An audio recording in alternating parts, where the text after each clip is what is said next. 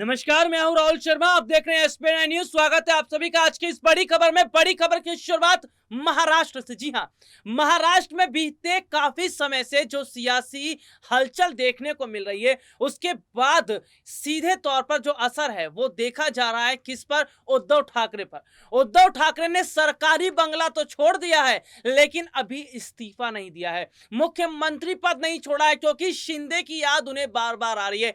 एकनाथ शिंदे, जिनका नया बयान सामने आ गया, कह रहे मेरे साथ 50 विधायक हैं, 35 तो पहले ही थे, इसके साथ मैंने और जोड़ लिया, यानी कि कितनी बड़ी मेजॉरिटी एकनाथ शिंदे के साथ है। समझ रहे हैं आप 50 विधायक का होना? ये 50 विधायक अगर बीजेपी के साथ मिल रहे हैं तो समझिए बहुत आसानी से सरकार बीजेपी महाराष्ट्र में बना रही है। लेकिन पेच कहां पर फंसा हुआ है? पेच ये फंसा हुआ है कि एकनाथ शिंदे चाहते हैं भाई बीजेपी में मेरा राजनीतिक कद बड़ा होना चाहिए, देवेंद्र फडणवीस के बराबर होना चाहिए। या तो देवेंद्र फडणवीस को आप मुख्यमंत्री बना लो या मुझे मुख्यमंत्री बना लो। और ऐसे में उद्धव ठाकरे उधर पीछे से काम कर रहे हैं, संजय राउत पीछे से काम कर रहे हैं। उद्धव ठाकरे कह रहे हैं कि शिंदे डरो मत, एकनाथ शिंदे आओ हमारे साथ बातचीत करो, टेबल पर मुलाकात होगी, नाराजगी है, गिला शिकवा है, उसको दूर किया जाएगा। भाई एक बार आकर चर्चा तो की जाए। शिंदे कह रहे हैं मुझे शिवसेना पर भरोसा नहीं है, उद्धव ठाकरे पर भरोसा नहीं है, क्योंकि पहले भी उनके साथ ऐसा हो सका है। तो यहां पर देखा जा रहा है इमोशनली कार्ड खेलने की कोशिश सीधे सीधे तौर पर की जा रही है, क्योंकि उद्धव ठाकरे जानते भाई एकनाथ शिंदे हैं जो उनकी सरकार बचा सकते हैं और उद्धव की कुर्सी को भी पूरी तरह सेव कर सकते हैं।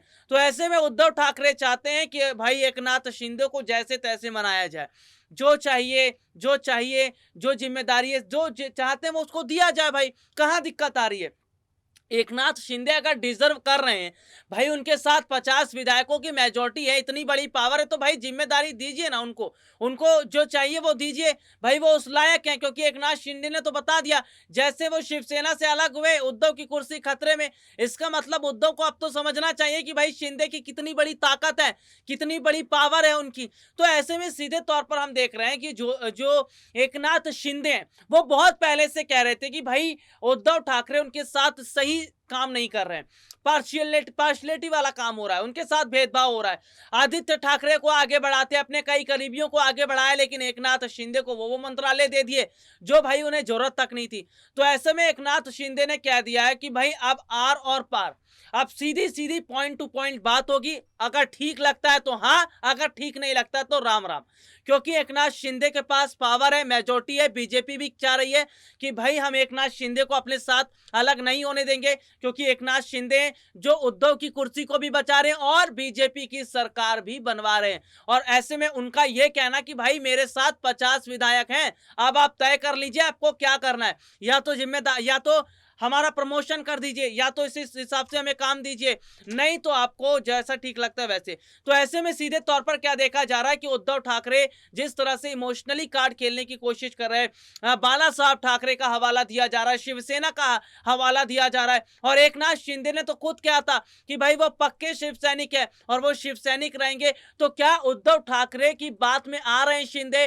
क्या जिस तरह से उद्धव ठाकरे, संजय राउत लगातार कोशिश कर रहे हैं शिंदे को अपने साथ मिलाने के लिए, क्या वो कामयाब हो जाएंगे? और सीधे तौर पर अगर उद्धव ठाकरे जो मंत्रालय है महाराष्ट्र के अंदर, अगर बड़े मंत्रालय शिंदे के हाथ में दे देते हैं तो क्या शिंदे मान जाएंगे? उद्धव की कुर्सी बच जाएगी? एक बहुत बड़ा सवाल है। लेकिन बीजेपी के लिए पेच फंसा है, क्योंकि बीजेपी ने फडणवीस को बहुत पहले से मुख्यमंत्री के लिए कह दिया, लेकिन शिंदे कह रहे हैं कि या तो भाई फडणवीस को मुख्यमंत्री बना दीजिए, या मेरे को देखकर, हमारी पावर को देखकर, मेजोरिटी को देखकर आप मुझे बना दीजिए। तय आपको करना है, जैसा ठीक लगे कर लीजिए। तो सीधे तौर पर देखा जा रहा है कि एकनाथ शिंदे ने फंसा रखा है किसको? शिवसेना और बीजेपी को।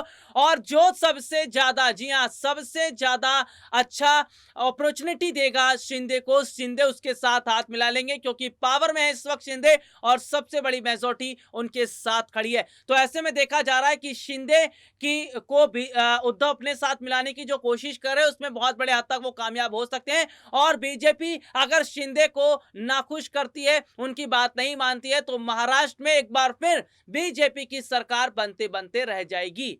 आज के लिए इतना ही, आपसे फिर दोबारा मुलाकात होगी, तब तक के लिए इजाजत दीजिए। नमस्कार।